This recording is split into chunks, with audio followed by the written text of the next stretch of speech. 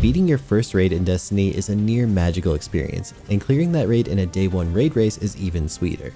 If you manage to clear it fast enough, you might even see your name on the leaderboards for the world's first raid race. Well, I interviewed my friend Saltagreppo, whose team not only got a world's first raid race completion, but actually did it 3 times in a row back to back to back. This is a feat that no one else can claim in the Destiny community. We just did a deep dive exploring some tips to help players evolve from a noob into a day 1 raid race competitor. We talked about how to make friends in Destiny, how to find a team to play higher level PvE and PvP activities, some secrets behind building a team that can actually compete in some of these high-end challenges for placements. We talked about Salt's ideas on how Bungie could evolve Destiny to have more challenge for endgame players, and even some thoughts he had on the fairness of console versus PC and mouse and keyboard versus controller for endgame Destiny content. It's an awesome conversation and I hope you really enjoy it. By the way, Saltagreppo is one of many of my friends using a mousepad from the new gaming product company that I just created called Ember Edge. If you missed it, I spent most of the last year developing the perfect mousepad for FPS games and I absolutely love using it. It's fantastic for faster games like Destiny or Apex Legends, but it also works great in slower games like Counter-Strike or Valorant.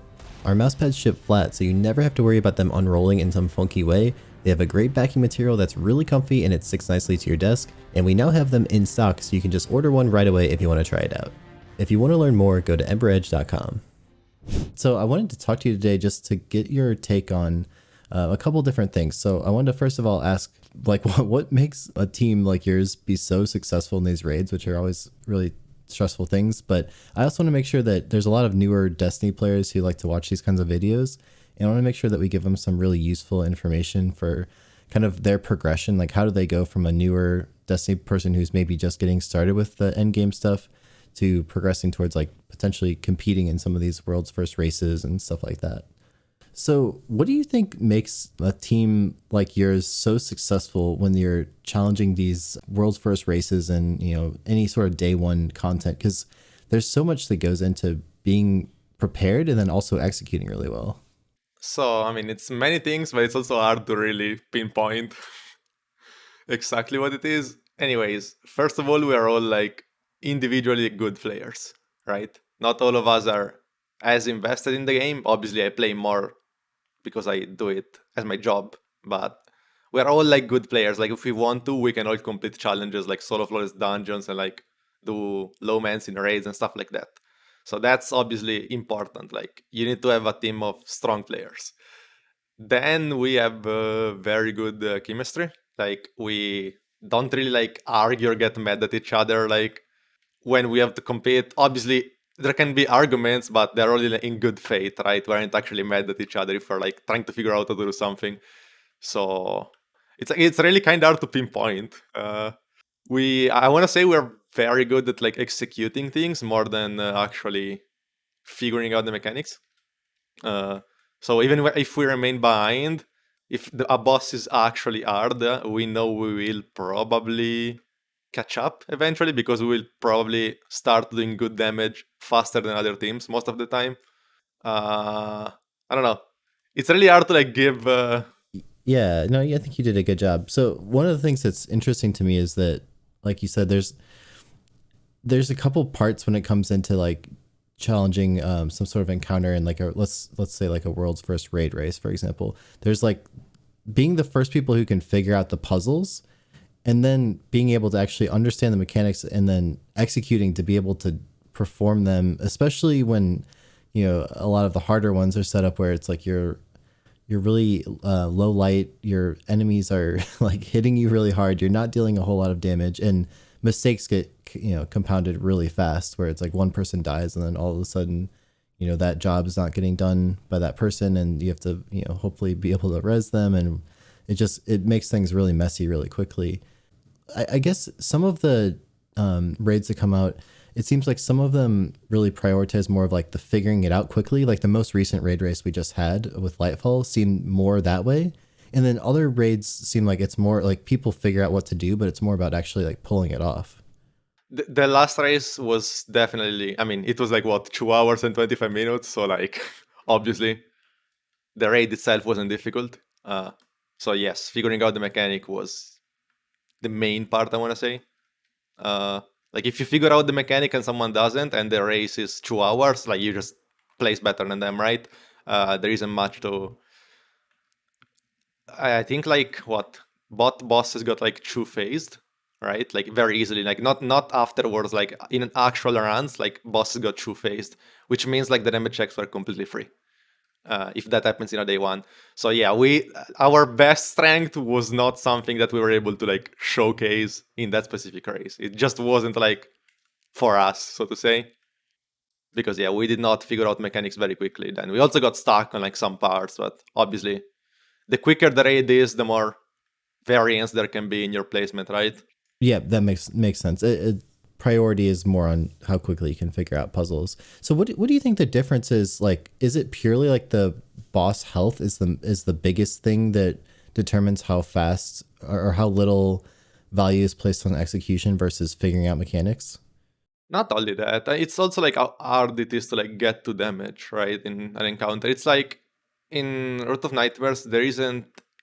How do I say it? Like, once you know what you have to do, it's very hard to f it up, right? Yeah. Like in the planet encounter, once you know you have to shift the planets, like unless you start just dying, like you have plenty of time. For example, well, all the like raids actually try to like push you. Like the mechanics are actually complicated, but that's talking about like very old raids because the newer ones are not really like that. I guess exhibition in WoW, like the third encounter, definitely like pushes you a bit.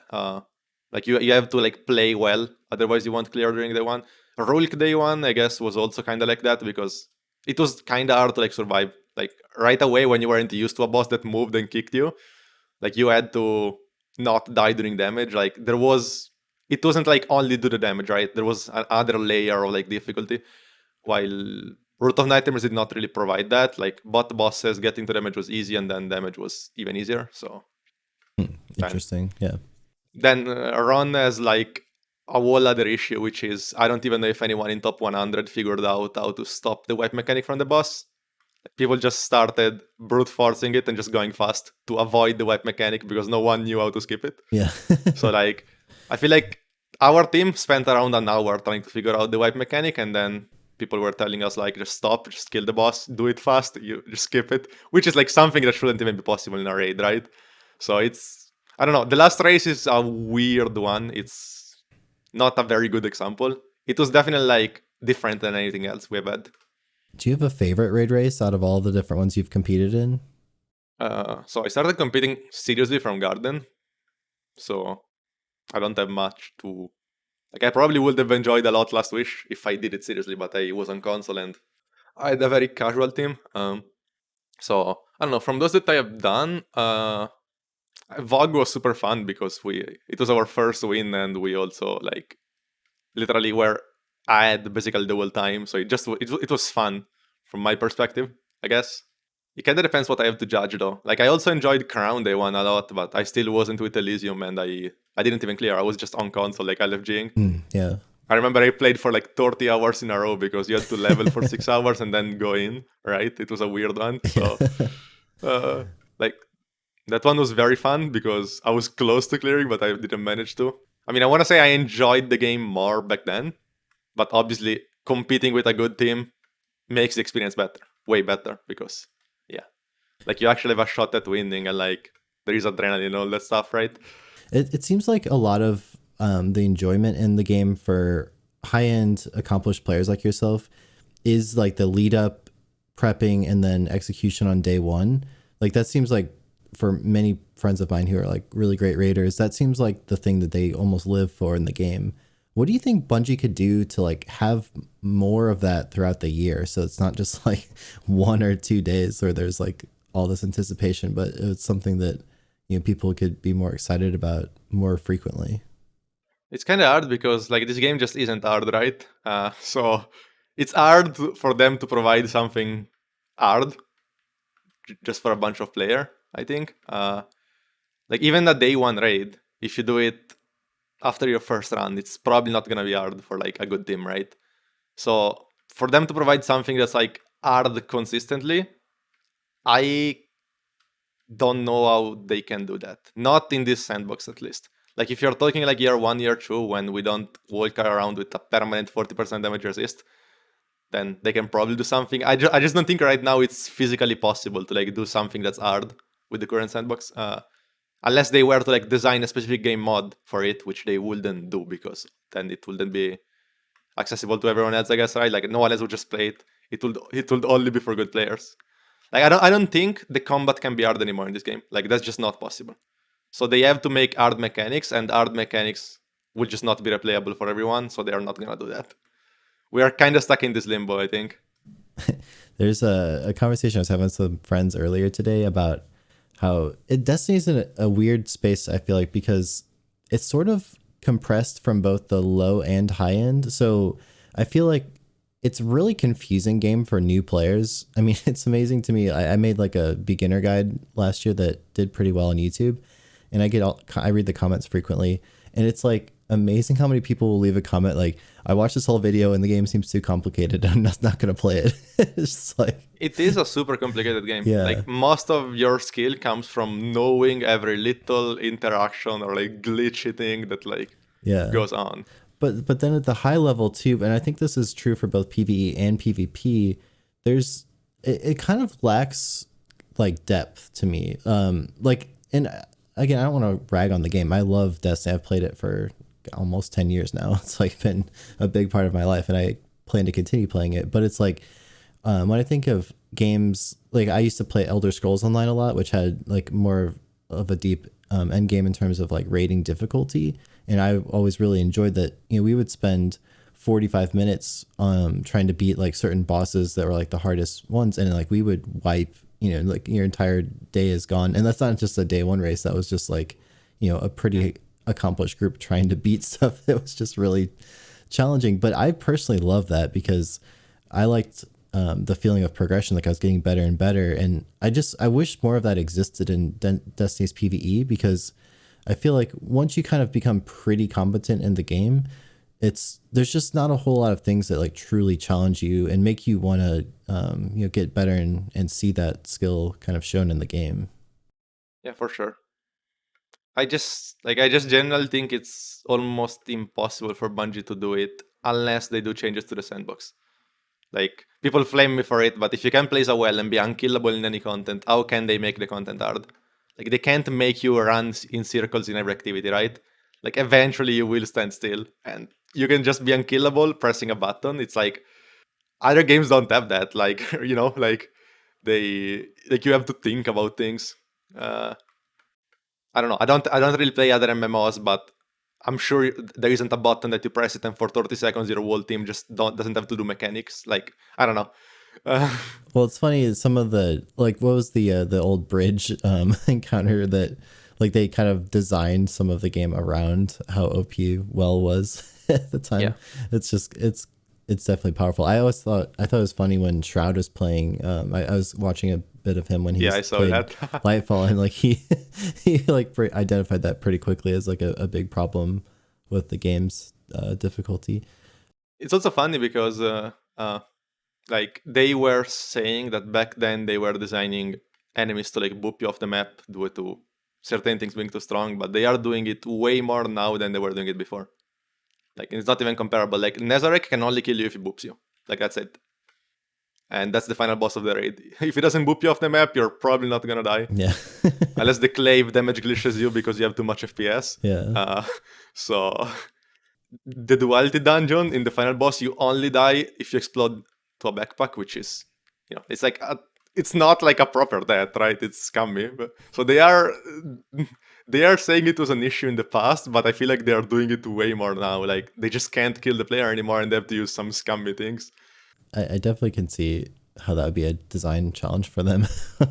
It's tough because I feel like there's always this line between like accessibility of content, where like new players want to be able to beat things, versus, you know, you want things to also be challenging for more experienced players. And I don't really know exactly why certain games seem to do better at this than Destiny. Like, I haven't played a ton of WoW, but I've played like enough to kind of, you know, understand some of it. And it's like there's versions of like the dungeons and things that like were designed to be pretty easy for new people to get into, and then it's like it scales up and up and up. And I guess we sort of have that with like grandmasters, but to me it doesn't feel like there's like a high level version of that really is more aspirational content. And I'd like to see them. I mean, I guess the trouble is that like how many people are really going to do that? Like, even if it's not that many people, it gives people more of a reason to try to, get better at the game over time, which hopefully would help player retention. I don't know. I'm not a game dev. I mean, I think if they add some hard things in the game, it will make the player attention skyrocket because you would also have, like, I feel like if raids were actually hard in this game, you would also have like some other big streamers from other games actually stick around to the game, like until they beat something or like, I don't know, try. Like, what is you pointed out Shroud before? Like, what is he gonna do after he beats the day one? He knows he just did the hardest thing. He's just gonna quit, right? Like, if there is something more to look forward, I feel like many people will stick around. I don't know. I feel like they underestimate how many people got bored of the game during the years. Like not everyone is a new player, right? And once you, as you said, once you learn this game, it's really like not that deep. The new content doesn't really challenge you more than the old one did most of the times. Like it's kind of like a solved game from a certain point of view. I I think there's implications with like desirability of loot with that too, because like, okay, if you have a loadout that is able to easily beat the raid on day one, how do you make things from the raid desirable if it's like you don't even need anything from it to like do it better really? Like I'm thinking of like Diablo, for example. You basically start with really crappy gear and then you get some legendaries and you start to build some sets, and like then after a while you're starting to farm for like a 0.5% increase in like crit chance or something. Like you're like inching up your power level, and then by becoming more powerful you're able to do more difficult content constantly, and so there's always this bar you're pushing up higher and higher. And I think a lot of MMOs have that kind of a feeling, and I feel like that's just completely missing in Destiny, where it's like you beat the raid or dungeon or whatever. It's like the thing you get doesn't really help you to feel any more powerful than you were before you beat it.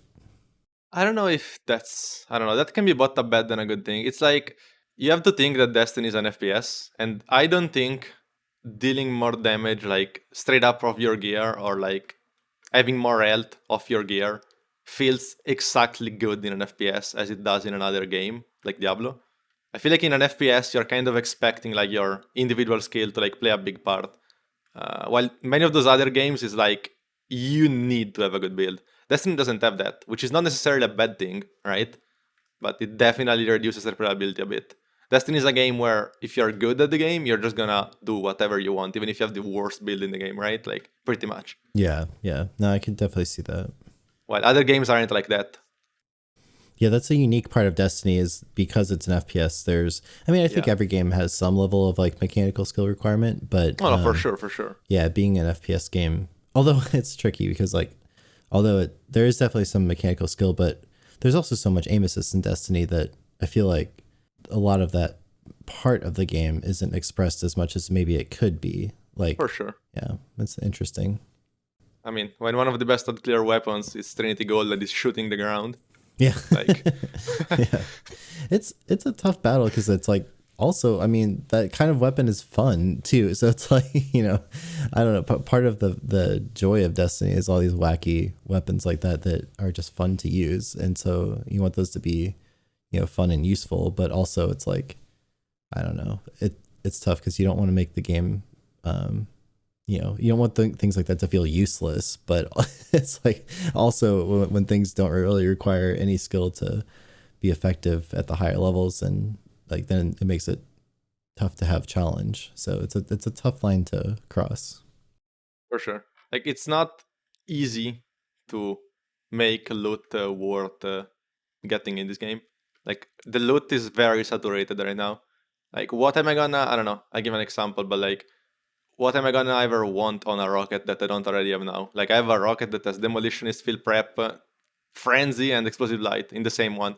Like what am I ever possibly gonna want from the future? Right? Like it's perfect unless they add a new perk. So it's definitely tough for them to keep things interesting. Yeah. I think a good way is to like have constant balance changes, like every 3 to 6 months, buff some perks, nerf some perks, so that you shift the meta. I know some people hate it. I think it's fun because it makes me look forward to something else, or maybe something that I wasn't using becomes good. I think that helps a lot to keep things fresh. So that's an interesting question. If you were in charge of Destiny right now and you were going to shift the meta around, like what would you like to see more of, and what do you think could kind of take a backseat for a while that we've had for too long? Okay, that's a big question anyways. So first of all, I would make it so you don't walk around with permanent damage resist. And damage resist sources would only be active ones. So like if I'm popping a super, I have damage resist, fine. But I shouldn't have it because I place a mod on my armor.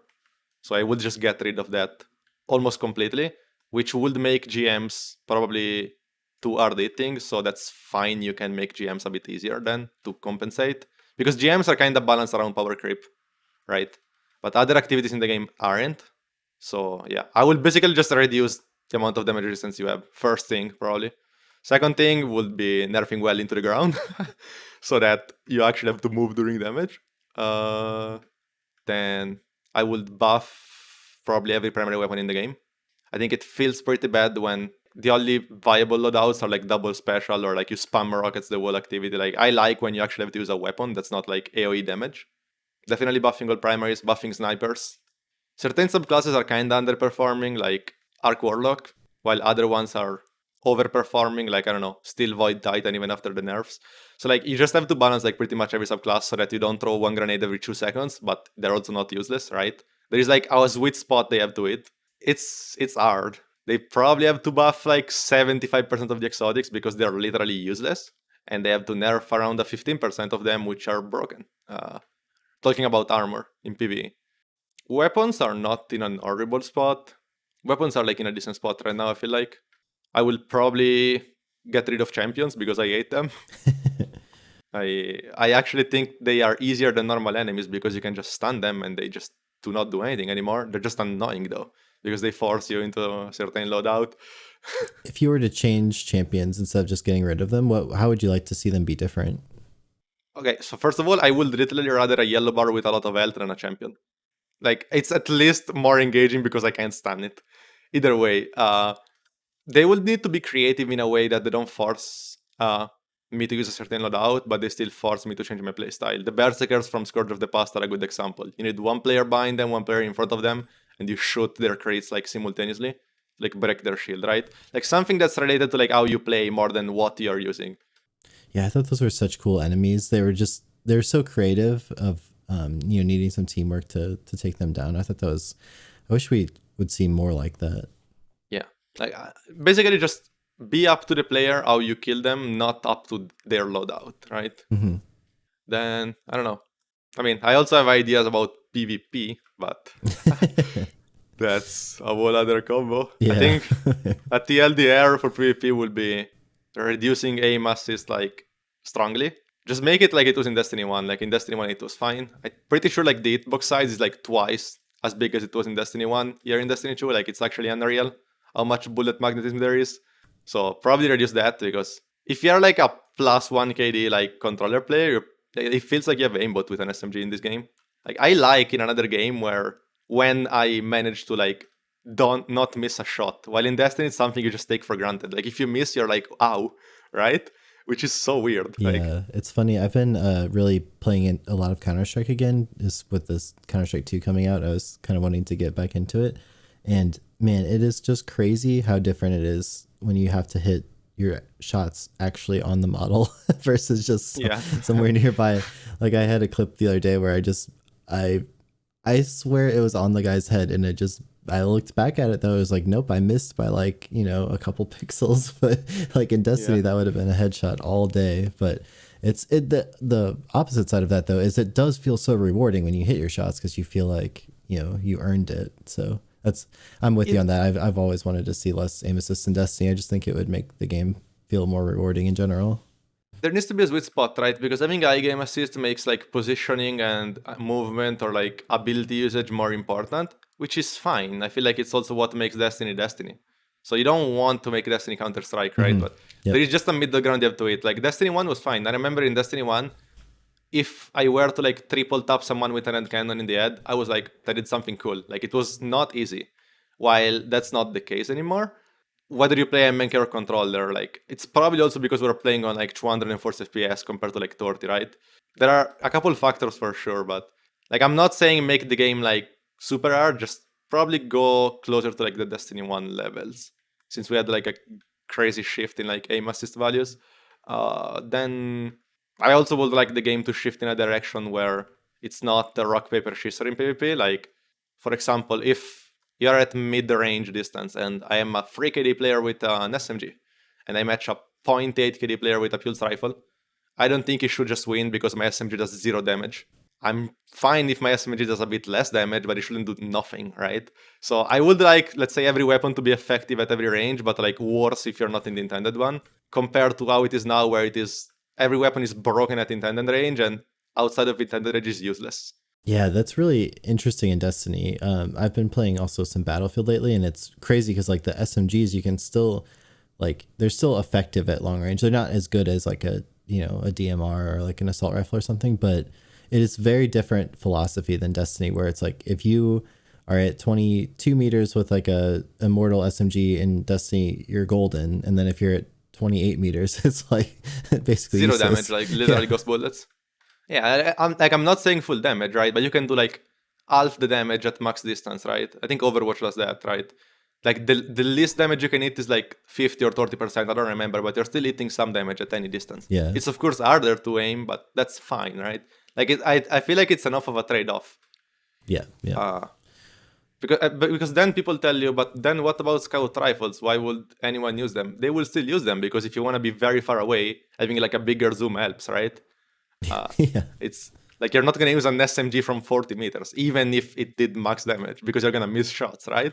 I would like to see the game balance more in a way where me hitting the shots also matters, and it's not only where I am at compared to the target. So I want to shift topics a little bit and talk about helping new players, especially in PvE. Let's say that you, for example, have a buddy who's just starting Destiny and they've gotten their first few like exotics and they've got kind of a build going and whatnot. Well, like how would you guide someone to basically getting into the end game and then like progressing, like improving their skill sets in the end game? Like what do you think is important for someone to know if they're trying to kind of get more involved in the Destiny endgame? I feel like, I mean, the main thing I tell people when they're new is like, what class do you play on? And then they're gonna answer. And if they answer Titan, I'm like, okay, go get Earth of Inmost Light. If they answer Warlock, I'm like, okay, go get Starfire Protocol. Like, because as long as you get a build, that's like 80% of the work done. Not really a build, just the exotic that's like meta at the moment, right? That's where I tell them to start from. Like already just using a good subclass with a good exotic is gonna make the game unbelievably easier compared to just going in without knowing what to do. Yeah, I usually tell them like what to get, like what's meta. I can be like, okay, this season like use linear fusions because they're just better, right? The game being like so simple allows me to just tell them like what is meta, and they will be good in all content. There isn't really a case where something is better in some content in this game, right? It's like if something is better, it's just better uh, most of the time. Yeah. So and builds are so like they're so influential. Like if you have a really strong build using one of the meta exotics, it's like a night and day difference between not having that same build. So yeah, I try to guide them like build wise. Then like I don't know, if they want to improve, I start suggesting them to like solo dungeons and stuff like that. But I guess that's when they're a bit more confident with the game. I mean, first of all, they just have to play the game, right? They just have to experience it. They're gonna play campaigns. They're gonna like do strikes and stuff. Like it kind of takes time. Like you can't really give some tips to a new player and they automatically become good, right? They just have to play the game and like understand how it works themselves because it's unlikely any other game, right? It plays very differently. One of the common things that I see, especially like in my Discord, a lot of people, they are maybe new or kind of somewhat experienced. And the thing that they feel like holds them back from raiding or doing more challenging group things is just that they struggle to find people to play with that they want to play with. Do you have any advice for people like that? I mean, you mentioned yourself that you went from, kind of doing like a LFG or whatever for the early raids, and then eventually like now you have a team that's like one of the best raiding teams in the game. Like, how do you go about finding good people to play with who are like drive with you? It was definitely like extremely hard. Like when I was on console back then, I mean, I was also like 14 years old, but I just had like a group of friends we just invited some people from the group of friends, but it wasn't easy to find people. Like sometimes we were missing two and we were kind of struggling. Then we tried to start using there was like an Xbox LFG like built in or something like that. It's not really like easy. If you're on PC now, or even if you aren't on PC, you can use the Discord. I didn't know Discord existed at the time, right? But that's probably the best way. There's like the big LFG Discord server where you can just go and find people for anything, pretty much at any time. Yeah, those are, I think a lot of people don't know that those exist, but there are Discords that you can just literally join, and they'll have like active people looking for, you know, a team for the Nightfall or for like a raid or whatever you might want to do. So I think those are really great for finding individual activities. The problem is a lot of times people are just there for that activity and then they just kind of like drop off immediately after. So you have to kind of like go out of your way to like make friends with that. That's one of the reasons, like in our community Discord, we try to like have like, you know, rooms where people can just like talk and kind of make more friends to play with. Cause I feel like that's one thing that people struggle with is a lot of times the big LFG ones feel a little bit transactional. Like they're just there to get the job done for their pinnacle or whatever. Yeah, for sure. But I always like to ask people like if they have any tips, because I've you know, I'm lucky that have a lot of friends to play Destiny with, but I realize like tons of people who are new players just really struggle with that. And the game's so much better when you have people to play with. Like even just grinding through like, you know, the slog of PvP or whatever, it's like if you have someone to commiserate with, it just makes the game so much more fun. So I'm always you know, interested in figuring out ways that people can make more friends to play with. I think, I mean, if you wanna have like stable friends, I think the best way is just joining a clan and see like how it goes. If you can find like an active clan, or if you have a friend that, you know, it's in a clan, just join if you can and see how it goes. There aren't many better ways. Or yeah, you can try to join a Discord if you like. Even if you watch a streamer that you like and he has a community Discord, like that works. Yeah, definitely.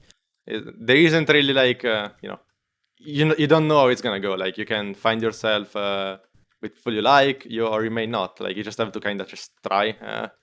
Yeah, the clan thing I think is big. That's actually how I met the majority of the people that I play with lately in Destiny. It's like years ago when I started playing Destiny 2, like I played with a lot of my real life friends, and then they all quit because Curse of Osiris came out and it was just awful. And so pretty much everyone quit, including myself. And when I came back, I didn't really have anyone to play with anymore. And I was interested in playing, but like none of my, you know, real life friends wanted to come back and try it. And so I think it was on Reddit. I joined one of like the find a clan subreddits, whatever. And I just found one, and, you know, I still play with them to this day. So that's, I think, a really good tip for people to try out. Yeah, it's definitely not easy to find like people to play with permanently, but yeah, maybe like a friend and a friend of a friend. Just try your best and see how it goes. So, okay, let's say you have found your friends that you want to play with, and you have aspirations of competing in the next world's first race.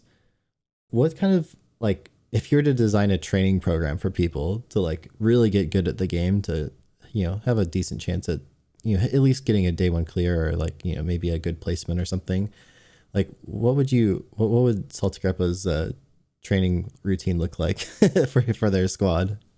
So it sounds kind of negative, but I most of the time you just have to separate friends with people you want to compete with.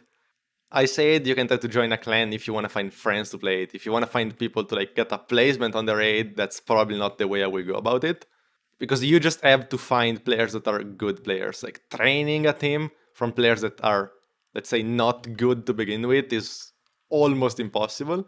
Or like the chances that all 60 players will become good enough to get like a top 100 is just so low.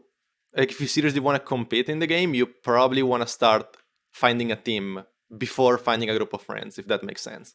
So like start doing like duo, trio raids with people like in the LFG Discord if you can find them, and if you think they're good at the game, try to like invite them to your team or like play more with them and become friends with them.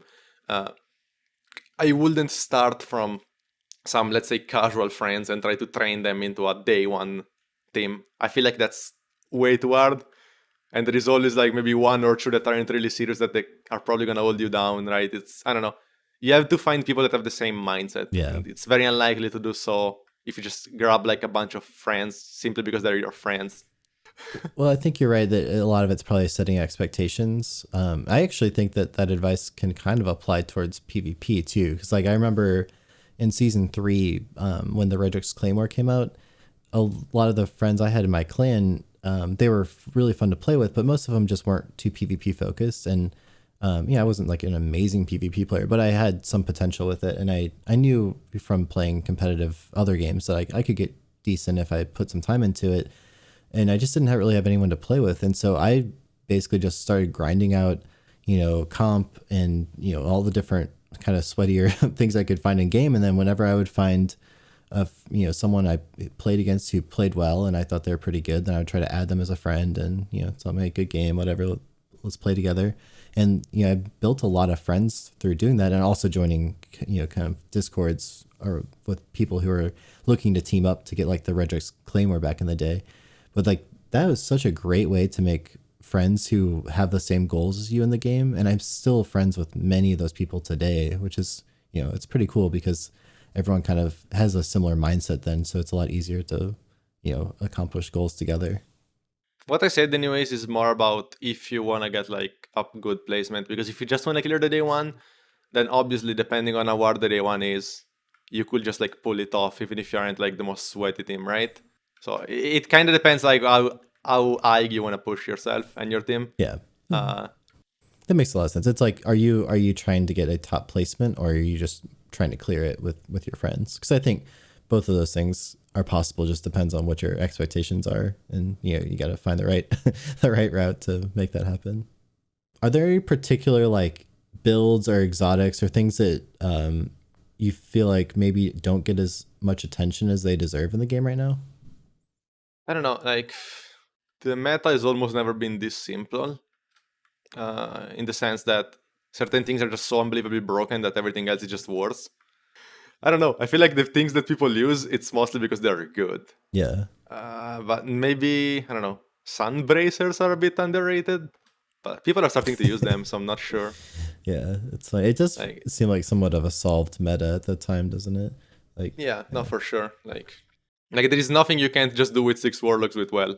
If you want, you can have other classes, but you don't need to, which is lame, but it is how it is. Uh, yeah, yeah, like if you play Titan, I don't know, you are probably gonna play Art of Most Light in 50% of the classes, even if they nerfed it, because it's still the best, right? There are still a couple builds you can do. There are a couple cool things you can do with Strands and the new boots, but I don't think there is any like sleeper pick, so to say. Are there any things that you feel like are just really fun to use? Like maybe they're not like competitive, but like they're just enjoyable, like interesting combos that you don't see people use too often? Okay, that's another question to ask to me specifically, because part of the fun I have in the game is from being efficient. Yeah, sure. I'm A this kind of big the part. same way. No. So I'm like, I rarely use something because I'm like, oh, it's fun, but I'm taking twice the time to clear this activity, right? Like my fun usually comes from being the fastest I can to do something. Not necessarily a speed run, but right, like trying to be efficient. So you don't see myself using something that's like bad just because it's fun, unless it's like an extremely cool like concept of a weapon, which I can't really think of. I don't know. Yeah, I'm kind of in the same boat actually. I feel like I'll I'll try something because it seems fun, but then I just if it's not actually effective, then I don't really spend much time with it. So I can't fault you on that. I guess if it's something that is like kind of brainless to use and I'm farming, then sure, like I can put on a risk runner and just like shoot and everything just chains lightning, right? Like if Yeah. I'm doing something just to farm, then I may put on like a fun loadout that has a lot of AoE. But when I do something serious, I just always like go to the best class. Yeah. I don't know. That's just how I play the game. There isn't a right or wrong way to play it. I just like to get the things done. Yeah. So there's a couple interesting questions from Twitter that I wanted to ask you. So one of them is about basically like how do you guys and your team go about figuring out like the different strategies and like what the optimal DPS things you're going to bring into like a raid race or whatever, I guess raid race in this case, or if you're doing a dungeon day one or whatever it might be. Like, is there a process you guys go through? Do you like just have really good idea of like what is optimal DPS in other activities and assume that it will pretty much work for different scenarios? Yeah, so It's entirely meta dependent. Like when VOG came out, we just knew Anarchy was the best, and there wasn't like any other options. Like you were either using Anarchy or you were throwing. So like we just used Anarchy. Then some other metas have been a bit more complex. I feel like for VOW, you could either use linears or you could use easy rocket.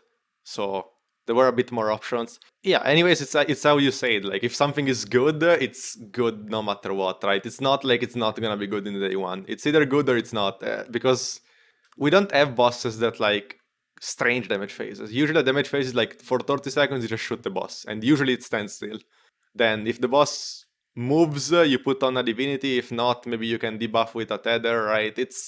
There are a couple like variables, but you usually just use the best heavy weapon and then just go crazy, right? Yeah. There are some exceptions. Like, of course, if a boss has like a 3 seconds damage phase like Atrax, then I don't know, Thunder Crush can be the best damage strat, right? But they seem very like set, especially right now, on doing those like very long, very even boring, in my opinion, damage phases where you're just shooting a boss for 30 seconds and nothing is going on. And in those, there is really not much to figure out. Like, whatever is best, not really DPS only, but obviously there needs to be a good ratio between like DPS and total damage. You need to have good DPS and being able to like do this damage for around like 30 seconds. Then that's good. That's what you're gonna use. Yeah, I guess that's part of like the either skill or knowledge gap of the game is identifying like how long of a window you have for damage and then choosing like do you need more of a bursty option or do you need more of like a sustained damage thing, and a lot of that's just like knowledge of, you know, what works well in the game at the moment. Yeah. Here's another interesting one. So there's there's like ever since the first Destiny raids have come out, back in the day, I remember Slayer Age, like 2-manning Vault of Glass, and that's been kind of like a thing ever since then, really. What do you think about the whole like culture of trying to solo raid bosses? Do you think that's like a good thing for the game? Not that people try to do it, but like that it's possible to be done, or do you think that, I mean, obviously you would like to see more challenge in the game. What do you think about like the low man activities in Destiny in general? So I think they're super fun and they're part of the reason why I play the game outside of day ones, because it's one of the only things that can really challenge me, or also like challenge my creativity, right? To figure out like the best strategy, especially in the first days when people are figuring them out. That said, though, I would never sacrifice the quality of a raid with a full team for the sake of the low mans, right? Like I think one of the top 3 raids they've ever released is Spire of Stairs, and you need 5 people to do it. So I do not care about low mans not being doable if the raid is good. I think the raid being good is more important. And I also absolutely do not think a boss should be soloable without a glitch. And the fact that everything in the Root of Nightmares is soloable without any glitch is just insane from a design perspective to me. Uh, if there is a glitch that like allows you to do solo, then I don't mind, right? Good, that's cool. As long as the glitch doesn't ruin like the 6-man activity experience, I'm fine with that.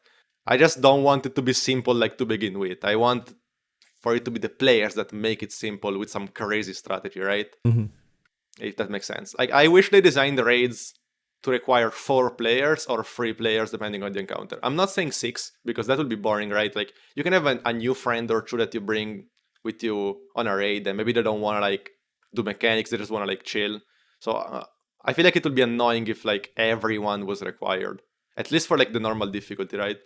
Yeah, I feel like 3 or 4 players is like the sweet spot. And if there are some glitches, you can maybe duo or solo boss. I don't mind that. I just don't want them to be like a duo by design or a solo by design. I feel like then you've kind of failed the design of a 6-man activity if that's the case. Yeah, it's kind of interesting. There's like this balance between like ease of access for a lot of people to be able to beat a raid, because it's like, but raids are obviously very expensive for Bungie to create, and especially relative to the number of people who actually attempt them in the first place. And so it's like if it's so challenging that like every single person needs to have a role in order to beat it, like just a lot less people will do them, I suppose. But it's also kind of like, I don't know. I think I'm amazed by people who can like do solo raid mechanics, and it's fun to watch. I think it's really cool, but I hope that like the raids aren't designed for that to be possible. I think it should be designed for like, you know, not that everyone needs to have a role, but hopefully it should be, you know, a team effort. I feel like the design itself should try to stop you from doing that. Not like actively stop you for no reason, but like for the sake of making the final experience harder, if that makes sense. Like I'm not saying block you like for the sake of it. Don't put 4 plates to start the encounter that need 4 people to step on and then the encounter is soloable, right? Don't do that. Which I think it's like what happens in Bolt in Last Wish. You could technically just solo and RNG the encounter, but you can't because you need 3 people to sit on the plate to start, right? Like that's just like a dumb example, right? But it's like don't like block people from soloing it for the sake of it. Try to like make it complex that you just can't solo. I think that should be the goal. Then if it can be soloed, that's fine. Like as long as the other experience doesn't suffer. I feel like this is almost impossible in today's sandbox. But Crown of Sorrow, when it came out, Crown is a raid that's designed for 2 people to clear it. Like 2 people can just do everything. I guess not really in the pre-boss encounter. You will need 3 people there, but everywhere else you can just need 2 players, right? One with the buff and one without. The thing is, you didn't feel like it was a raid made for 2 players during day 1 because since the room was like divided in 3 sections and the odds were like very threatening, you needed 2 players on each side of the map doing their own mechanics. Otherwise, you just would get overwhelmed. While after like contest wore off, we were able to like use all the 2 players and do all the 3 sides at once, right? But let's say the day 1 experience didn't suffer due to that. So if they're able to do a raid that's like only requires 2 players, but it's created in a way that you don't feel like it and you don't feel like you're AFK, then that's fine. They didn't manage to do that with Root. There are 4 people that are borderline AFK for like the whole raid. So talking about raid difficulty, I thought this was an interesting question. So you guys are all on PC. I think, were you all using mouse and keyboard when you guys won each of the raid races? Do you think that you would have been able to beat them if you guys were all on console playing mouse and keyboard, or sorry, playing controller? Or what, like, do you think that has an impact with higher frames per second and like input device, or like what do you think about that? Is that like a player skill thing, or like an input device and like frames per second battle? So frames aren't an issue. I mean, 3 of us or 4 were probably playing on 6 FPS, like intentionally, because otherwise you get double damage from certain ads. So frames are definitely not the difference. Input device is the difference, absolutely. Like I would not have a controller player on my day 1 team, like period, like 0 chance. It's just not the same in this game. But because it's just not possible to like turn around fast enough. And second, because for some obscure reason, controllers just have like an insane amount of recoil more than a mouse and keyboard. I feel like that's because it's their way to balance the fact that they have more aim assist in PvP. But like in PvE, they don't have the extra aim assist. Like the aim assist in PvE is actually a malus because you may track to an ad you don't want to kill. And they just have like a crazy recoil compared to mouse and keyboard. So you just can't do the same thing. Like you're not going to use an SMG from range on a controller, like as effective as a mouse and keyboard player. It's unfortunately like there is a crazy difference. I wish they would make like controllers better in PvE. I don't think it would hurt. I think it would be nice for console players, but as of right now, it's like I don't think it's even close. Then sure, like a controller player can be very good. I just don't think it's as good. Yeah, that's really interesting. I hear the mouse and keyboard versus controller debate like constantly for PvP. It's like, oh, for PvP it's the opposite. I firmly believe controller is just better, but yeah, for it's interesting to hear your perspective for PvE, because like for PvP, I feel like I mean, if you look at the highest levels of Destiny, they're fairly well represented on both input devices. Like, you know, winning tournament teams and whatnot have like often a mix of both, and so it's like I think that they're similar. There's each has advantages and whatever, but I've never really heard much about that for PvE, like at a high level. That's interesting. I mean, not everyone is gonna have the same opinion I have, right? Like I played bot for like I played controller for like 5-6 years, so I know me on a controller, like I would have never been as good as I'm now on MNK. So that makes me say like I would never have a controller player on my team because I don't think he can be as good as one of my teammates on MNK. I don't know, maybe I'm wrong, right? Like it's just how I feel about it. There are some clear advantages on MNK, that's for sure, in PvE. I have no knowledge of if this is true or not. Do you have any idea if any of like the top people from the last, like, let's say 5 to 10 raid race clears have been on controller, or is it exclusively mouse and keyboard? The word first? Yeah. No, I would be shocked. I don't think there has been a single controller. I was going to say, I don't really, I haven't paid any attention to that, but that would be interesting for someone to look up. I mean, if you have one controller on the team, it's not gonna be the deal breaker, right? Yeah. Well, it makes sense when you're dealing with such tight tolerances of, needing to be basically perfect in those races. So I'll give you an example. You're the divinity guy, and you're using divinity on the Rulk, and you're on controller. It dashes, you just stop putting the div on, unless you're a god, because it's pretty quick, right? yeah. Well, on mouse and keyboard, you can kind of like flick and keep applying it, right? Yep. It's those little things that they can make a difference, like in something that's so competitive. Thanks so much to Salt for taking the time to share his knowledge, and be sure to follow his different socials. If you want to check out our new mousepads, be sure to go over to emberedge.com. And up next, I'd recommend this other video I made with my friend Gjerda about more fun ways to play Destiny 2.